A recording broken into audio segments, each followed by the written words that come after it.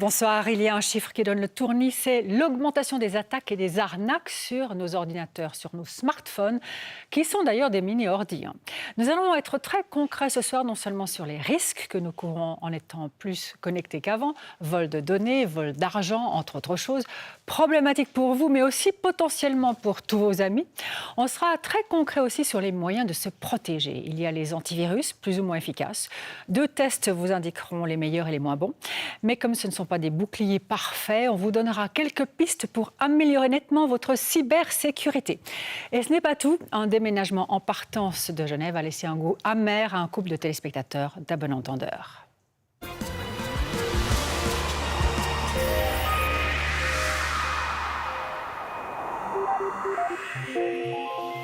On a beaucoup parlé de la cybercriminalité ces derniers jours. Le nombre d'escroqueries sur Internet a explosé. On pourrait penser que ça concerne d'abord les États ou les grandes entreprises. Faux, les PME et nous, les particuliers, nous sommes les premiers visés.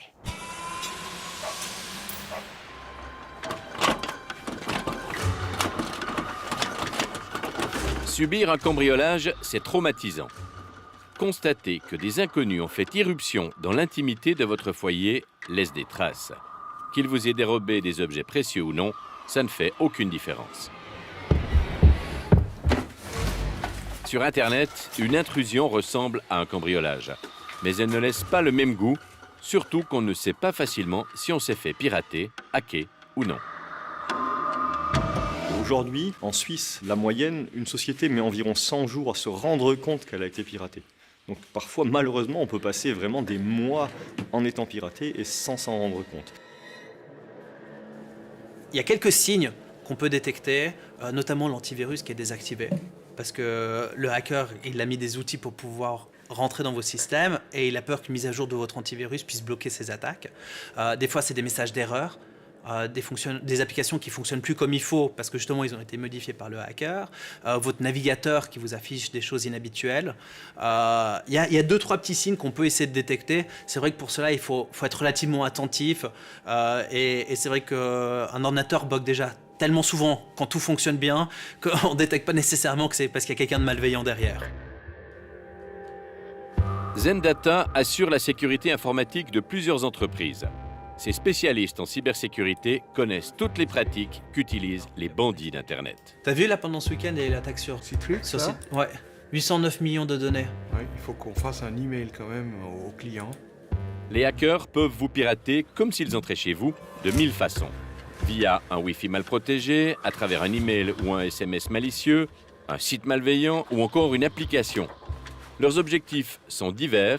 Ils cherchent avant tout à nous faire cliquer sur un lien ou ouvrir un fichier attaché. Il y a 3 choses qu'on essaie de protéger. Donc il y a la confidentialité, qui est celle qu'on a toujours l'habitude d'entendre, qui vient historiquement de l'armée et même du monde bancaire, où on veut protéger de l'information. Ensuite, il y a la disponibilité, le fait qu'une personne puisse avoir accès à l'information qu'il a besoin. Et il y a l'intégrité, c'est la qualité de l'information qu'on a, est-ce qu'elle est véridique. Ce qu'il faut savoir, c'est que originellement, les hackers s'intéressaient beaucoup à la confidentialité. Ils vous volaient de l'information puis ils la revendaient au plus offrant. Vu que les hackers ont commencé à s'intéresser plus au privé, les informations qui avaient un privé n'étaient pas très intéressantes à revendre. Les photos d'un voyage, il n'y a personne qui voulait les racheter, à part le propriétaire. Et c'est là qu'ils ont une idée formidable. Ils ont dit, on va faire des ransomware. On va voler l'information à la personne et on va la revendre au propriétaire. Et c'est exactement ça. En cryptant les données, vous n'y avez plus accès. Vous devez racheter les données qui vous appartenaient avant pour pouvoir y accéder. Et ça, c'est donc une vraie attaque sur la disponibilité. Crypter des données et réclamer une rançon est une forme de piratage très en vogue actuellement. Un vrai cadeau empoisonné. Dans la majorité des cas, une demande de rançon commence par un email. Donc on reçoit un email malveillant avec une pièce jointe qui est dangereuse. Donc là, on a créé un exemple pour vous. Donc c'est l'administration fédérale des contribuables qui vous envoie un email. Donc vous voyez, c'est un email qui paraît légitime, venant de info.ge.ch, où il y a une pièce jointe où il nous donne les instructions de comment faire notre déclaration fiscale en ligne. C'est un faux, mais le document a l'air très sérieux et quand on l'ouvre, badaboum. Quand j'ai ouvert le document, ça a téléchargé un ransomware qui est en train de s'exécuter, qui est en train de crypter un virus, qui est en train de crypter tous mes documents. Alors là, par exemple, regardez, là, il s'est passé quelque chose. Il y a Outlook qui s'est fermé. Tous mes documents, ici, sont devenus cryptés. J'arrive plus à les ouvrir. Vous voyez, il y a un petit document texte qui est apparu ici. Si je l'ouvre, Je reçois une menace, le message du hacker qui me dit de faire le paiement. Paiement à effectuer en Bitcoin, la crypto-monnaie préférée des hackers. Chez Zendata, on est rodé. L'entreprise gère assez souvent ce genre d'attaque pour ses clients. Elle traite même avec les pirates. Des pirates qui parfois poussent le bouchon jusqu'à offrir un service après-vente. Ah oui, alors si vous les contactez, je pense qu'ils parlent genre une vingtaine de différentes langues. Localement, vous pouvez même les appeler par téléphone, ou vous avez un chat avec eux. Vous pouvez même négocier le prix en fait. Si d'un coup vous dites, écoutez, moi je suis prêt à vous payer tant et vous me donnez, et vous y arrivez. On a même fait le test à plusieurs reprises où on a négocié avec eux pour diminuer le prix. Quand ils demandaient plusieurs dizaines de milliers de francs, on a réussi à le baisser à 3-4 000 francs. À Genève, la brigade de criminalité informatique est très habile pour retracer et récupérer toutes sortes d'informations enfouies dans la mémoire d'un ordinateur ou d'un téléphone portable. Quant aux demandes de rançon sur Internet, elles occupent de plus en plus la police, mais là, les enquêtes se révèlent difficiles. Les ransomware, naturellement, la police est là pour recueillir les plaintes. C'est intéressant à double sens pour retrouver naturellement les auteurs si c'est possible, mais aussi pour avoir une statistique, une idée de comment évolue la criminalité et de voir les nouvelles tendances. Cela dit, à ce jour, la police n'a encore jamais mis la main sur un cyber-maître-chanteur. Sur les ransomware, non. Malheureusement, c'est extrêmement compliqué de remonter et sur l'origine du délit et sur le flux financier quand les gens payent. Oui, bonjour, Christian Rémy, Société Acknowledge. Chez Acknowledge, on soumet les entreprises à différents scénarios qui simulent une attaque et permettent d'évaluer le niveau de protection. La sécurité, c'était quelque chose d'important et que faire un test d'intrusion, ça faisait sens et qu'il valait mieux qu'on teste d'abord leur sécurité avant que ce soit quelqu'un d'autre qui s'en occupe. Le type d'attaque également, aujourd'hui, ça s'est vraiment professionnalisé. Il y a encore 15-20 ans en arrière, c'était souvent des amateurs, des gens qui faisaient ça pour le côté défi technique. Aujourd'hui, on voit que la criminalité informatique, c'est quelque chose qui s'est professionnalisé. C'est la mafia. C'est des gens qui avant vendaient de l'arme, de la drogue, de la prostitution. Maintenant, ils ont vraiment déplacé leur organisation sur le monde digital. Il y a beaucoup moins de risques pour eux, c'est extrêmement rentable et ils arrivent à être tout d'un coup très international. Un groupe criminel qui se trouve de l'autre côté du globe peut sans problème attaquer des gens en Suisse romande. Le business de la criminalité cybernétique aujourd'hui se chiffre en centaines de milliards de francs, plus que le trafic mondial de drogue et de prostitution réunis. En Suisse, la brigade genevoise est une des plus avancées pour lutter contre cette criminalité. Elle a même obtenu des crédits supplémentaires pour mener de nouvelles enquêtes dans le cyberespace. Ce qui nous occupait quasiment à 100%, c'était des délits de pédopornographie. L'évolution aujourd'hui, on se rend compte que l'analyse de supports numériques est devenue à peu près un quart, 25% des affaires qui sont traitées ici. Et puis, ça a été remplacé par tout ce qui est, on va dire, enquête Internet. La police marque des points en Suisse, mais souvent sur Internet, les enquêtes n'ont pas de frontières et il est alors très difficile de remonter jusqu'aux auteurs de délits quand ils agissent de l'étranger. La possibilité que nous avons au niveau des polices cantonales, c'est d'informer le public, en ayant connaissance des phénomènes, de pouvoir déclencher des campagnes d'information qui attirent l'attention du public sur justement faire attention. Je pense par exemple à l'escroquerie Microsoft. Ces gens qui téléphonent, qui se font passer pour Microsoft pour ensuite installer des systèmes sur l'ordinateur et en prendre le contrôle. Cryptage de données, demande de rançon, il y a aussi le formjacking. Vos données sont avalées quand vous payez un achat sur Internet, etc. Il n'y a pas que nos ordinateurs qui sont vulnérables, tout ce qui est connecté, nos montres connectées par exemple, et surtout nos téléphones intelligents, nos smartphones. Un exemple très concret maintenant, une usurpation d'identité exécutée grâce, ou plutôt à cause, d'un SMS sympathique. C'était un dimanche matin.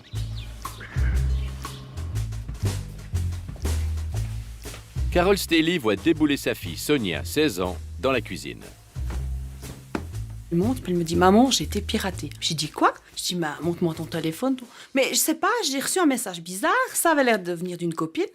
Puis en fait, c'est pas ça. Puis j'ai voulu regarder le Natel, j'ai pas vu de message étrange, mais j'ai pas très bien compris ce qu'elle m'a dit. Puis je lui ai dit « Écoute, c'est bon, je vois rien, y a rien à faire, on verra bien. » On verra bien, Carol Staley a bien vite vu. 200 francs de plus sur sa facture Swisscom pour un achat via iTunes. Alors c'était mis Natel-P, Achat, iTunes, Voucher, je ne sais plus exactement, comme si on avait acheté une carte pour écouter de la musique ou quelque chose du style. Carole Staley contacte iTunes et Swisscom. Et elle argumente. Sonia n'a rien voulu acheter, mais rien à faire, elle doit assumer. Alors nous offrons sur notre espace client la possibilité d'acheter un certain nombre de services, notamment des services digitaux comme des vouchers iTunes ou ce genre de choses-là. Malheureusement, ce qu'on a constaté dernièrement, c'est que certaines personnes abusent de clients dont ils ont quelquefois piraté le compte iTunes pour récupérer le carnet d'adresses, pour les contacter en se faisant quelquefois passer à la place de quelqu'un d'autre et récupérer le login, le mot de passe. Sonia a cru qu'elle dialoguait avec une copine. Sans arrière-pensée, elle a certainement dû lui confier les coordonnées de son compte iTunes, le site sur lequel on peut acheter de la musique ou des vidéos. C'est exactement ce qui a dû se passer. On a eu d'autres exemples où des clients nous ont envoyé une copie de la communication qu'ils ont pu avoir avec le pirate. Et donc on voit très bien dans un Facebook Messenger un échange entre notre client et ce pirate qui se fait passer pour quelqu'un d'autre.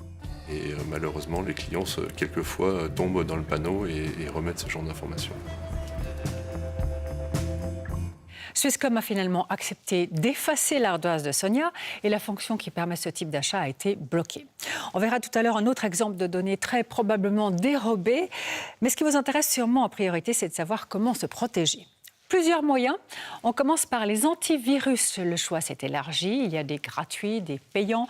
Nos collègues belges de Testachat en ont testé plus d'une trentaine en toute indépendance, alors que souvent ce sont les éditeurs des antivirus qui font eux-mêmes les tests. Chez Testachat à Bruxelles, c'est Philippe Lecoq qui a supervisé le test antivirus. Nous avons acheté le produit, nous l'avons installé, nous l'avons laissé tourner naturellement et puis nous l'avons bombardé par une quantité très importante de virus différents. Le test évaluait la facilité d'utilisation des antivirus, mais surtout leur capacité de détection et de décontamination, d'autant que les virus informatiques sont capables de tâches très diverses. Vous avez les virus qui utilisent votre ordinateur comme pour ce qu'on appelle miner les crypto-monnaies. Là, le problème, c'est que votre ordinateur ne travaille plus pour vous, mais travaille pour le hacker. Et vous n'avez plus aucune puissance disponible. Certains autres essayent de se procurer vos coordonnées bancaires. D'autres vous font simplement peur, et ainsi de suite, quoi. Les virus peuvent faire de sacrés dégâts, on le voit. Hein. Bonsoir Stéphane. Bonsoir Manuel. Donc mieux vaut en avoir un d'antivirus sur son ordinateur, mais encore faut-il qu'il soit efficace. Alors lesquels le sont, lesquels ne le sont pas? Tout à fait. Alors on a fait un test, on a retenu 3 critères principaux. Est-ce que ces antivirus sont bons pour détecter l'hameçonnage de l'ordinateur? Oui. Est-ce qu'ils sont bons pour détecter les sites infectés, voire les fichiers infectés qu'on pourrait télécharger? Et puis est-ce qu'ils sont utiles aussi contre le rançonnage ou plutôt les rançongiciels, comme on les appelle. D'accord, 3 critères. Ça, c'est les critères. Et puis, ce qu'il faut savoir de votre côté, après, c'est combien vous êtes prêt à mettre pour un antivirus, quel prix vous êtes prêt à payer. Alors, vous avez des licences pour 1 année, 2 ans, 3 ans, 5 ans. Et puis, si vous êtes 1, 2, 3, 4, 5 dans la famille, ça va changer le prix, bien sûr. D'accord. Et puis, il faut se méfier des actions aussi. Il faut se méfier des actions parce que le prix bon marché, comme c'est un abonnement, l'année d'après, vous allez payer le prix fort. Ouais. D'accord. Ces conseils étant donnés, on commence par les antivirus pour les PC avec les 3 meilleurs gratuits et les 3 meilleurs payants, pour finir avec les 2 moins bons. Le meilleur antivirus payant est Bitdefender Internet Security. Il obtient le score de 8.1 sur 10. Il est jugé très bon contre le phishing, l'hameçonnage en français, les logiciels rançonneurs ainsi que la détection des sites et des fichiers infectés. Pour protéger un PC pendant 1 an, il vous en coûtera 27,95 francs. Tout aussi bon sur ces 4 critères, on trouve i7 Internet Security. La licence coûte 39,30 francs. 3e position pour Norton, même qualité générale, sauf contre l'hameçonnage qui est seulement bon. La licence est valable pour 5 postes, 89,90. À la 3e place du classement général, on trouve le premier antivirus gratuit, Bitdefender. Avec 7.9, il est jugé de très bonne qualité. Les 2 autres gratuits sont Avast 7.7 et AVG 7.6. Ils sont aussi considérés comme de top qualité par la revue. En bas de classement, on trouve Malwarebytes. Noté 4.3, il est jugé insatisfaisant pour la détection de sites et fichiers infectés, moyen contre l'hameçonnage et mauvais contre les rançongiciels. Enfin, dernier du classement, Dr Web fait encore moins bien avec une protection anti-hameçonnage jugée mauvaise. Score 3.9.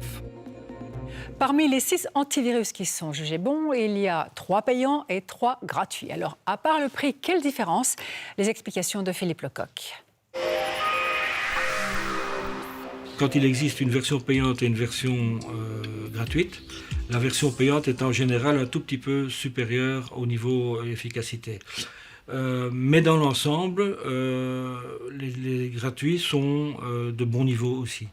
Effectivement, le problème avec les gratuits, c'est que c'est vous le produit, et qu'on essaye par tous les moyens de vous forcer à passer soit à la version payante, soit on vous bombarde de publicités qui à la limite peuvent se révéler gênantes.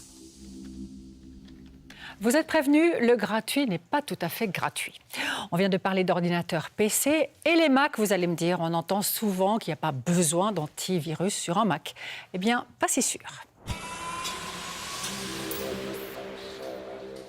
Aujourd'hui, les gens pensent encore que le Mac est plus sûr que le PC. D'un point de vue purement technique, le Mac n'est pas plus sûr que le PC. Il y a des vulnérabilités sur Mac, il y a du code malveillant sur Mac. La réalité, par contre, c'est qu'effectivement, il y en a moins, mais c'est avant tout une question de part de marché. Apple a une part de marché beaucoup plus faible que ce que peut avoir Microsoft. Et aujourd'hui, pour un pirate informatique, c'est beaucoup plus intéressant de développer un code malveillant sur la plateforme majoritaire que sur du Mac. Mais il y a quand même souvent un faux sentiment de sécurité sur Mac, parce que les gens se disent « il n'y a pas de virus ». Non, c'est juste qu'il y en a moins, mais techniquement, c'est possible. Alors, moins de virus sur un Mac, mais les attaques sont quand même possibles, donc un antivirus, ça vaut la peine, Stéphane. Tout à fait. Alors, la gamme des antivirus pour Mac est plus faible que celle pour PC, mais il y en a, des gratuits et des payants. Dans ce test, il y a une petite différence, c'est qu'on n'a pas testé les logiciels rançonneurs parce que ça ne s'applique pas pour les Mac. On va parler des 3 meilleurs et des 2 moins bons. Du côté des antivirus pour Mac, 3 produits sont qualifiés de bons par Testachat, tant pour l'hameçonnage que pour la détection des fichiers et sites infectés. Il s'agit de i7 Cyber Security Pro, 6.9 sur 10, dont la licence annuelle coûte 39,30 francs. Kaspersky Internet Security, 6.6, un logiciel à 52 francs sur le site du fabricant. Et en 3e position, avec 6.5, on trouve Bitdefender, 21,40 francs, toujours pour un poste et 1 an. En fin de classement, on trouve 2 produits gratuits jugés de mauvaise qualité. Il s'agit d'Avira Free Antivirus pour Mac et du produit Apple installé d'usine. Tous 2 sont mauvais pour la détection des fichiers et des sites infectés, ainsi que contre l'hameçonnage. Vous retrouverez évidemment tous ces résultats sur le site internet d'À Bon Entendeur. On vient de comparer des antivirus pour ordinateur, mais comme nos téléphones portables sont aussi très vulnérables, on l'a dit, est-ce qu'on ne devrait pas également leur fournir un bouclier? Et est-ce que c'est nécessaire sur un modèle iPhone? La réponse de l'expert. D'un point de vue sécurité, il y a un petit peu plus de garantie que ce que vous pouvez avoir sur un téléphone Android. Typiquement, il n'y a pas d'antivirus sur un iPhone, il n'y a pas d'antivirus sur un iPad, et il n'y a quasi pas de virus sur iPhone, iPad. C'est techniquement pas possible. C'est aussi pour ça d'ailleurs que vous êtes un peu plus limité sur un iPhone que ce que vous allez pouvoir être sur un téléphone Android. Vous ne pouvez pas sur un iPhone prendre une clé USB ou une carte mémoire, la brancher, puis partager des morceaux de musique avec vos amis. C'est pas possible. Mais ces limitations font que c'est un peu plus compliqué d'attaquer un iPhone qu'un équipement Android. Ce sont surtout les téléphones Android qu'il vaut la peine d'équiper d'un antivirus et des applis de sécurité. Ce n'est pas ce qui manque non plus. Nos collègues belges de Test Connect en ont testé une vingtaine. Voici les 3 meilleures et les 2 moins bonnes. Le trio de tête est composé de i7 Mobile Security. Ce programme détecte très bien les applications contrefaites. Cependant, il est faible pour la détection des adresses, des URL infectées, et moyen dans l'utilisation de la mémoire vive. Avec un score de 6.3, c'est un produit de bonne qualité pour Testachat. Bonne qualité aussi pour l'appli gratuite i7 Mobile Security qui obtient 6.2. Très bonne pour la détection des applis contrefaites, moyenne pour l'utilisation de la mémoire vive et faible pour les URL infectées. 3e place pour Bitdefender. L'application est jugée bonne pour détecter les applis contrefaites, insatisfaisante pour les URL infectées et l'utilisation de la mémoire vive. Avec 5.6, elle est jugée globalement moyenne. Dernière du classement, on trouve AVG Mobile avec sa version gratuite et payante. Ces deux produits sont jugés mauvais sur ces mêmes critères. Ils obtiennent des scores de 2.7 et 2.6 sur 10. Les synthèses de ces différents tests, c'est vous qui les avez faites, Stéphane, merci beaucoup. Alors, comparer, c'est bien, quand c'est assorti de conseils, c'est encore mieux. Oui, alors particulièrement pour les applis sur Android, c'est assez compliqué. C'est vraiment pas transparent, pas moyen de savoir le prix. C'est très compliqué avant d'avoir téléchargé l'application. Donc ça veut dire aller sur le site, télécharger l'application, voire s'inscrire sur le site du fabricant et puis après donner accès à ces données. Puis une fois qu'on a téléchargé tout ça, c'est à ce moment-là qu'on va pouvoir voir le prix réel de l'application. Et là, c'est trop tard parce que quand c'est commandé sur Internet. Oui. Autre conseil ? Oui, avec les téléphones Android, c'est important de télécharger ces applications sur le Play Store et pas ailleurs parce qu'autrement, vous risquez d'avoir des applications vérolées avec des virus. Oui, alors là, conseil à suivre. Merci beaucoup. Bonne soirée, Stéphane. Alors, un antivirus ne suffira jamais à vous éviter une attaque, une escroquerie sur votre ordi ou votre téléphone.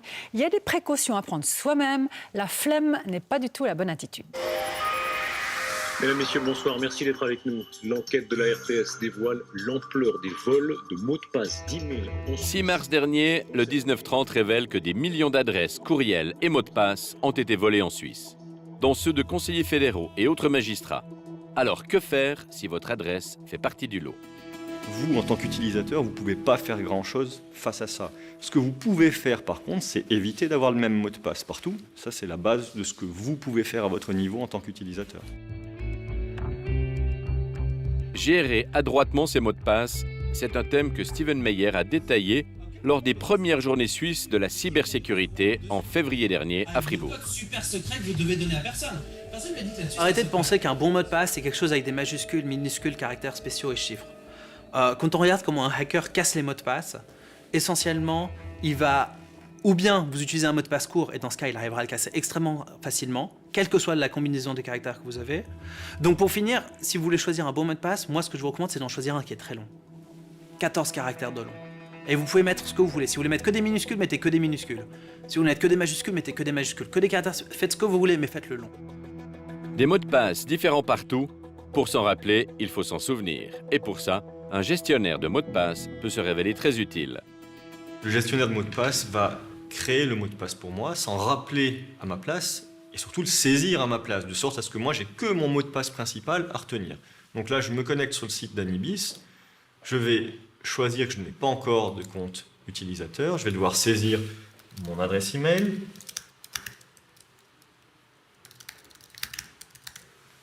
et au lieu de taper mon mot de passe, je vais demander à mon générateur de mot de passe d'en choisir un pour moi.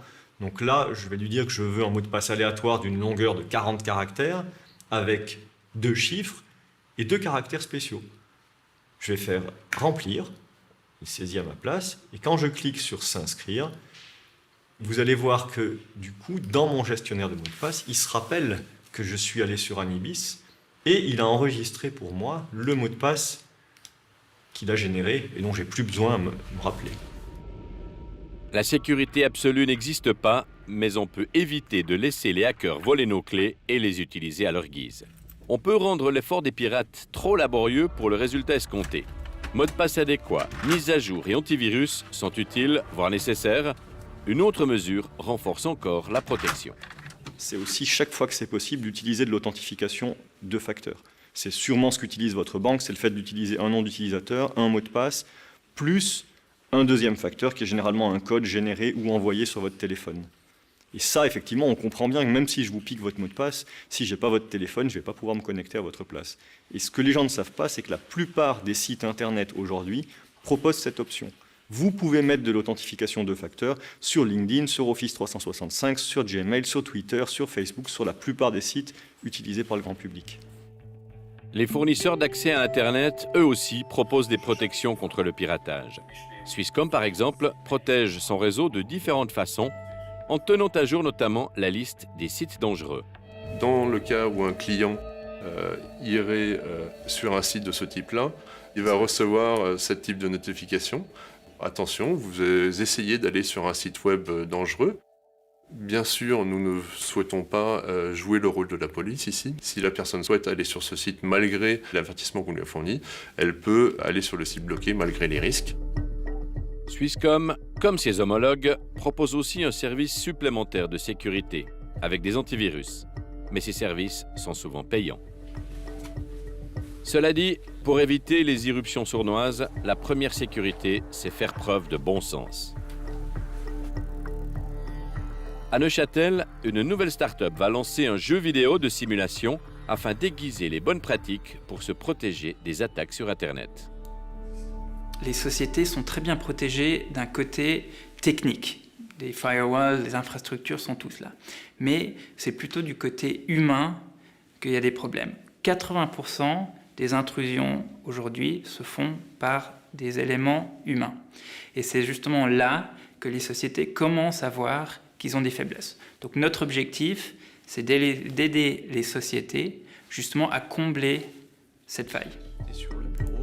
Le jeu vidéo proposera des dizaines de scénarios pour un public qui va du profane à l'expert. Dans des environnements aussi divers que le bureau, le café ou dans les transports publics par exemple, avec si possible tous les pièges que les hackers peuvent imaginer. Il y a des vraies vertus aux jeux vidéo qui sont maintenant prouvées et éprouvées et approuvées. On sait que le côté ludique permet un meilleur apprentissage, un meilleur ancrage en tout cas de ce qu'on essaye de mémoriser. Les amateurs pourront s'essayer à ce jeu, sorte de permis de conduire digital, dès la fin de cette année. On peut aussi se dire qu'on n'a rien à cacher et que se protéger n'en vaut pas la peine. C'est oublier que sur Internet, on n'est jamais seul. Vous n'avez rien à cacher, peut-être, mais vous avez quand même le risque d'image dont on parlait tout à l'heure. C'est jamais bon quand vos amis commencent à recevoir des messages de votre part qui leur demandent de l'argent parce que soi-disant vous êtes dans une situation difficile. Ça vous embête vous et ça va embêter vos amis. Ce n'est pas terminé. L'heure des objets connectés va bientôt sonner. Cela posera d'autres questions. À bon entendeur, on parlera dans un futur épisode. Se protéger, c'est aussi protéger vos proches parce que si votre carnet d'adresse a été dérobé, vos parents et amis vont probablement recevoir des demandes d'argent dans un message alarmant signé de votre nom. Un coup classique. Bonsoir François. Bonsoir Manuel. Vous avez réalisé ces reportages avec Régis Mégy. Alors on vient de parler d'un gestionnaire de mots de passe, mais si un pirate réussit à rentrer dans mon gestionnaire de mots de passe, alors là je suis mal. Alors là, aïe aïe aïe, c'est vrai. Ouais. C'est la raison pour laquelle, il s'est recommandé, il faut un mot de passe vraiment robuste, surtout assez lent. Au moins 14 caractères, vous avez entendu nos experts tout à l'heure. Si possible, des noms qu'on ne trouve pas dans le dictionnaire, ou alors carrément une phrase, il était une fois, et ils vécurent heureux et eurent beaucoup d'enfants. Enfin là, je plaisante, mais un mot de passe robuste. Un mot de passe pour rentrer dans le gestionnaire de mots de passe, on est d'accord. Okay. C'est le seul qu'il vous faut. Voilà. On peut avoir aussi des mots de passe qui ne sont pas seulement des mots, mais une empreinte digitale, le visage. Est-ce que ça, c'est plus sûr que le mot ? C'est vrai que ces signatures biométriques sont assez intéressantes, avec une bonne fiabilité, une bonne sécurité. Et par exemple, si vous êtes dans le bus, dans le tram, dans un transport public, vous ne craindrez pas le regard de coin de quelqu'un qui vous regarderait en train de composer votre mot de passe sur votre clavier. Donc c'est vrai, il y en a même qui disent que ces empreintes ou certaines empreintes biométriques pourraient bientôt remplacer les mots de passe classiques. Est-ce qu'il y a moyen de savoir si je me suis fait dérober, voler mon mot de passe, quel qu'il soit ? Oui, il y a des sites qui permettent de le vérifier. Have I been pwned ? Vous pouvez voir le texte à l'antenne. Vous pouvez mettre votre adresse email là-dessus et voir si, par hasard, dans un vol de données, ça a fait partie du lot. Cas échéant, votre mot de passe a aussi été volé. Si ça vous arrive, changez immédiatement de mot de passe sur l'utilisation de cette adresse email. C'est très important de faire vite. Sans faire vite, et puis un mot de passe compliqué, on l'a entendu. L'objectif des hackers ou pirates informatiques, c'est le plus souvent de vous voler de l'argent. Alors voici l'histoire d'une jeune femme qui est certaine d'avoir fait tout juste. C'était en octobre 2018. Je vais regarder qu'on paye ma facture en fait, parce qu'on paye par mois. Et je vois que tout d'un coup, j'ai une somme qui est bien au-dessus de ce que je pensais devoir payer. Et je vais regarder dans le détail. Puis je vois que j'ai une transaction, la première transaction, c'est 2200 francs sur un site apparemment espagnol. puis après j'en ai eu plusieurs comme ça, puis après ça s'est monté à 4300 francs environ. Au total. Alors j'ai fait bloquer ma carte, parce que c'est pas de moi qui ai fait ces transactions. Mélissa Roth ne se contente pas de bloquer sa Visa Coop Super Card Plus, elle contacte la police et porte plainte pénale. Ces transactions qu'elle ne comprend pas concernent par exemple un achat dans une agence de voyage en Espagne. Mais Mélissa ne parle pas un mot d'espagnol. D'autres paiements ont eu lieu en France et aux Pays-Bas. Swisscard affirme que ces codes ont été utilisés. Si ce n'est pas elle qui a opéré, c'est donc qu'elle les a transmis à quelqu'un. L'émetteur de cartes lui reproche notamment d'avoir validé ses achats avec Transact, une application de paiement sur son téléphone. Si j'avais cette application sur mon téléphone, j'aurais dû recevoir un courrier en fait de Swisscard avec une sorte de code d'activation pour en fait faire valider, pour que cette application fonctionne sur mon téléphone, chose que j'ai jamais reçue. Et puis cette application, je l'ai jamais eue sur mon téléphone. Nous n'avons pas pu tester cette application, mais une brève recherche sur Internet nous a fait comprendre qu'elle est bien connue des hackers, puisqu'apparemment on peut la pirater en 3 minutes. Puis là, en gros, j'aimerais qu'on me donne des réponses, mais on me donne pas de réponse. En fait, on m'accule dans tous les sens pour que je paye. On me fait peur. Parce que moi, maintenant, on me dit qu'en gros, je vais être aux poursuites, puis qu'il faut que je paye. Pour nos spécialistes, pas de doute, Mélissa Roth s'est faite hacker. Mais comment? Plusieurs scénarios sont possibles. Dans la deuxième moitié de 2018, il y a un groupe de hackers qui s'appelle MarchCard qui ont hacké plus de 6400 sites de e-commerce pour voler les cartes de crédit. Il y a entre autres British Airways qui se sont fait avoir, il y a aussi Ticketmaster qui se sont fait avoir. Donc ça, c'est une façon de voler les cartes de crédit. Mais la dernière façon, c'est même la façon traditionnelle. Vous allez au restaurant, vous donnez votre carte de crédit à un serveur pour payer le restaurant. Lui, il peut prendre son téléphone, prendre une photo du devant et derrière la carte, puis ensuite utiliser ces informations pour faire un paiement en ligne. Jusqu'ici, Mélissa n'a rien payé. Elle attend toujours des nouvelles de Swisscard. Elle pourrait arriver sous forme de mise aux poursuites. Qu'est-ce qui s'est réellement passé? Pour l'instant, pas de réponse. Mélissa n'a rien payé à Swisscard, l'émetteur de sa carte de crédit. Swisscard, que j'avais invité à venir nous expliquer sa position, a refusé de s'exprimer sur ce cas-là. Swisscard dit n'assumer aucune responsabilité quant aux opérations conclues avec une carte de crédit et affirme que si le client, c'est dans cette lettre, si le client respecte les obligations de diligence raisonnable, les fraudeurs ne peuvent pas entrer en possession des éléments de sécurité que sont le numéro de carte et le numéro de compte. Alors, François, à ce stade, est-ce que vraiment il est très vraisemblable que Mélissa se soit fait hacker, voler, pirater ses données? C'est très vraisemblable, on l'a vu, il y a plusieurs scénarios, plusieurs variantes qui ont pu se passer. Mélissa est vraiment très à cheval sur... Elle connaît les pièges, elle sait se prémunir de ces infractions. Elle utilise beaucoup l'authentification forte, du style 3D Secure. Donc, il est vraisemblable que véritablement elle soit victime d'un pirate. Mais toute sa bonne foi ne suffit pas nécessairement. Dans le cas présent, Swisscard exige que Mélissa fasse la preuve qu'elle a été hackée. C'est le fardeau de la preuve, mais ça, c'est impossible. Absolument, parce qu'elle n'a aucun contact avec les commerces qui ont été débités. Il faut savoir que les conditions générales, le plus souvent, mettent les prestataires, les émetteurs de cartes, à l'abri de toute responsabilité, sauf s'ils avaient commis une faute grave, mais ce qui est assez rare. Pour Mélissa, même si elle fait la preuve que ce n'est pas elle qui a occasionné les dépenses litigieuses, ça va être très difficile parce que qui est responsable de cette dépense? L'escroc, bien sûr, mais il faut réussir à mettre la main sur cet escroc, ce qui est assez rare. Alors, reste la possibilité, parfois, certains prestataires vont couvrir leurs clients parce qu'ils ne veulent pas entacher la réputation. Comme des banques, par exemple. C'est ça. Oui. Ils ne veulent pas entacher la réputation d'un moyen de paiement qui génère des chiffres d'affaires astronomiques. Mais au-delà de ça, il faudra assumer.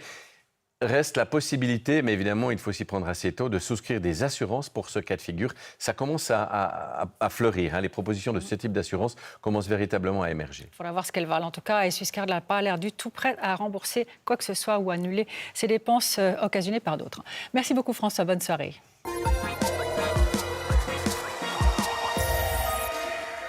Il vous en arrive des drôles d'histoires et des histoires qui ne vous font pas rire du tout, comme ce déménagement en 2 phases vécu par un couple de téléspectateurs. Dominique Vimin les a rencontrés. On pensait que c'était un déménagement international comme un autre, c'est-à-dire on charge des meubles, on charge des affaires, on part du point A au point B, dans les dates convenues, c'est payé, et voilà. Maintenant, c'est vrai qu'on a eu la grosse mauvaise surprise, ça c'est certain. Maxime et Norma avaient fait le choix de savourer leur retraite en Espagne. Départ fixé au 31 mai 2018. On a habité là une quinzaine d'années, à peu près, jusqu'à l'âge de la retraite, et où on a décidé de partir, de quitter le pays pour aller dans un endroit où le soleil est un peu plus chaud, et un endroit qu'on connaissait bien et qui nous tient à cœur, en Catalogne. Donc on a voulu organiser ce déménagement. 9 mois plus tard, on les retrouve dans un petit village de Catalogne. On est à un jet de pierre, on va dire un gros jet de pierre de Genève, on a 6 heures de route. C'est une région qui est très accueillante, les gens sont sympas, on mange bien, on boit bien, on se repose bien et on est suffisamment retiré de la mer, qui est à une dizaine de kilomètres, pour ne pas être envahi par les touristes en été. Et comme on n'est plus des touristes, on en profite. Ils reviennent sur les péripéties de leur déménagement. Des amis leur avaient recommandé l'entreprise Pélichet pour ce déménagement international. Un expert s'est même déplacé chez eux pour évaluer le nombre de mètres cubes à déménager avant de leur proposer un devis. Donc on l'a accueilli, on lui a fait un café. On avait une maison sur 2 niveaux, enfin un appartement sur 2 niveaux. On a fait tout le premier niveau. On est monté à l'étage où on avait la chambre à coucher avec des meubles et des dressoirs, etc., etc. On l'a amené ensuite dans les sous-sols de la maison. Donc il avait vu tout ça. L'expert Pélichet évalue à 15 mètres cubes le volume à transporter en Espagne. Le devis annonce une somme de 3 350 francs, ce qui convient parfaitement au couple. C'est le jour du déménagement que l'affaire se complique. Je vois arriver un camion, petit, mais je me suis dit, ça rentre jamais toutes nos affaires là-dedans. Même pas la table. Il y avait nos amis qui nous ont aidé à emballer, que eux, ils se m'ont dit, mais c'est quoi ça? Ils dit, mais nous, on a eu un camion mais immense, que la moitié il était vide et toutes nos affaires qu'on a transportées. Il dit, mais c'est pas possible. On précise que le camion n'est pas un camion Pélichet, qu'il est immatriculé en France et que les déménageurs sont moldaves. Mais c'est un détail pour Maxime et Norma. Téléphone et négociation avec la maison Pélichet qui réévalue le volume. 36 mètres cubes au lieu de 15 mètres cubes. 2 véhicules ne seront pas de trop pour embarquer le trop-plein vers un dépôt à Genève et non pas vers l'Espagne. On devait rendre les clés le soir même, etc. Enfin, il fallait qu'on ait quitté les lieux en accord avec la régie et tout ça. On s'est dit, qu'est-ce qu'on fait? Et la seule solution qu'on a trouvée pour pouvoir remplir ces fourgonnettes, on va dire, c'était de se séparer de pas mal de pièces de mobilier. Il y avait des matelas, il y avait le lit, il y avait des armoires, des commodes, pas mal de choses. C'est des choses que vous pensiez prendre ici? Bien sûr, bien sûr. Ici, on a dû racheter un lit, on a dû racheter des trucs. Tout ça faisait bien sûr partie des 15 mètres cubes évalués par Pélichet. Comment expliquer une telle différence? On passe de 15 mètres cubes à 36 mètres cubes, comme si les meubles avaient fait des petits avant le déménagement. Le directeur de Pélichet affirme que son expert ne peut pas se tromper, donc que son entreprise n'est en rien responsable de ce dépassement. Il a clairement laissé entendre dans les conversations que j'ai eues avec lui qu'on avait chargé la mule. C'est-à-dire qu'on avait rajouté des meubles en plus, etc., etc. Alors que nous, on persiste jusqu'à la fin des temps de dire que le volume du chargement a été mal évalué dès le départ. Le mobilier qui n'a pas trouvé place dans la camionnette reste à Genève, dans un dépôt Pélichet. Il ne sera transféré en Espagne que lorsque leurs propriétaires se seront acquittés d'une facture de 2800 francs. Un tarif préférentiel selon le déménageur. Pélichet finit par débloquer le solde du mobilier et le fait livrer en Catalogne 3 semaines plus tard. Cette fois, il s'agit de 2 camionnettes immatriculées en Roumanie. On découvre un foutoir innommable. L'impression que j'ai eue, c'était le pucier qui essaie de vendre des trucs, et puis qu'il en a marre de ces trucs, il les charge dans son camion et il va à la décharge. C'est exactement ça. Do you think this is a way to charge a truck? I don't know. You don't know? I charge it that way, and this one, they put it inside. Yes.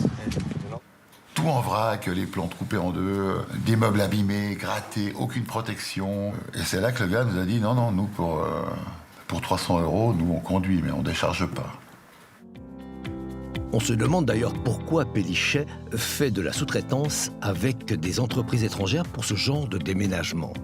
Et ce, sans prévenir les clients, n'est-ce pas un peu hasardeux et risqué?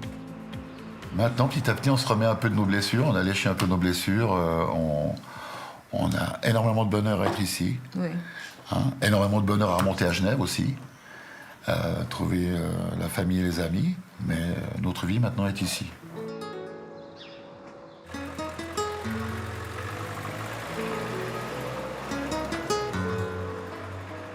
Il y a très nettement deux éléments qui interpellent dans cette histoire. On vient d'entendre le récit de Madame et Monsieur Pastor. Du côté de l'entreprise Pélichet, la version est différente.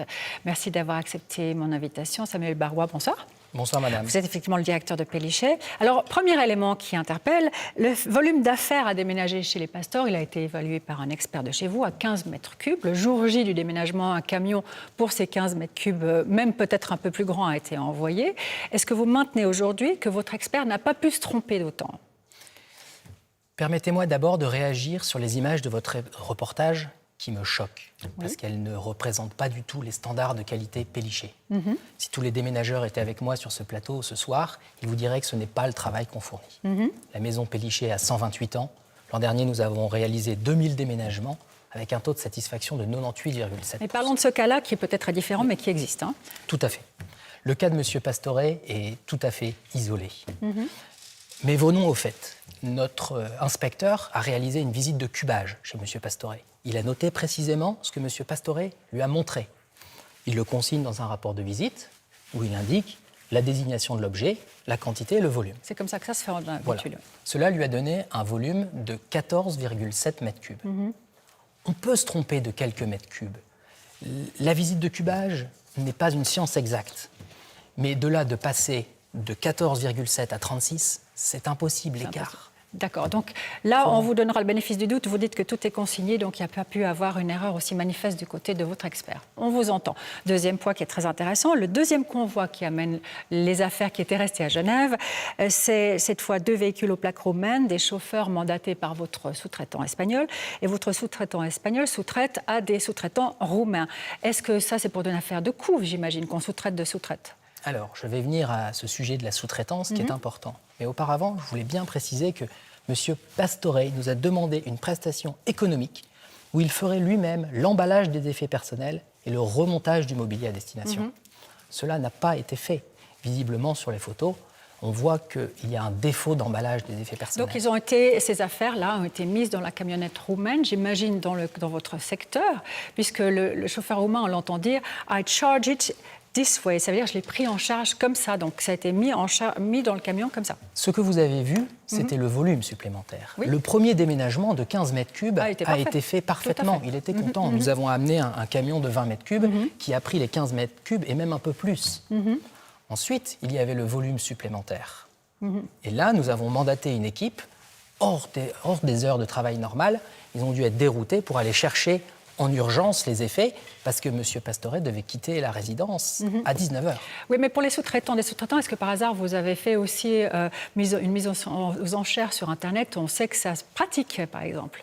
Nous n'avons pas fait de mise en chair sur Internet, pas du tout. Vous savez, on n'est pas dans le cas d'un déménagement national, là, qui est fait 100% par nos équipes suisses. Nous sommes dans le cadre d'un déménagement international où l'on utilise cette sous-traitance en utilisant le partenaire dans le pays de destination.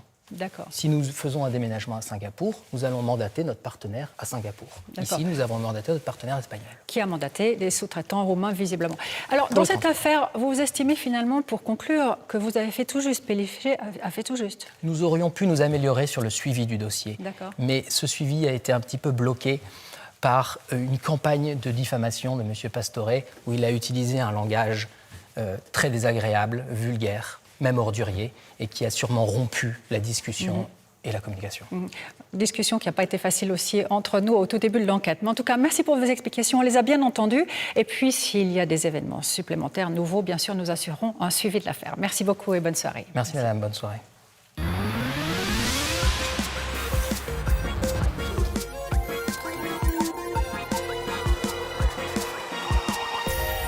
Mardi prochain, à bon entendeur brassera des lettres et des chiffres en abondance, puisqu'on s'intéressera de près au prix des livres. Nous prenons un peu d'avance sur l'ouverture du 33e Salon du Livre à Palexpo. Vous avez sûrement été surpris de voir sur des livres publiés en France que le prix en francs suisses est plus élevé, voire nettement plus élevé que le prix en euros. Comment s'explique cette différence? Est-ce que l'écart de prix est une preuve supplémentaire qu'on traite le consommateur suisse comme une vache à lait? On s'est évidemment demandé qui fixe le prix d'un livre et qui gagne quoi entre l'auteur, l'éditeur, le distributeur, le libraire. C'est assez complexe et ça devient nettement plus clair avec des exemples concrets. Et vous verrez mardi prochain que côté alémanique, les livres importés d'Allemagne ne suivent pas tout à fait le même parcours. Enquête au pays des livres, on n'oubliera pas ceux publiés en Suisse évidemment. C'est mardi prochain, d'ici là portez-vous bien, très bonne fin de soirée.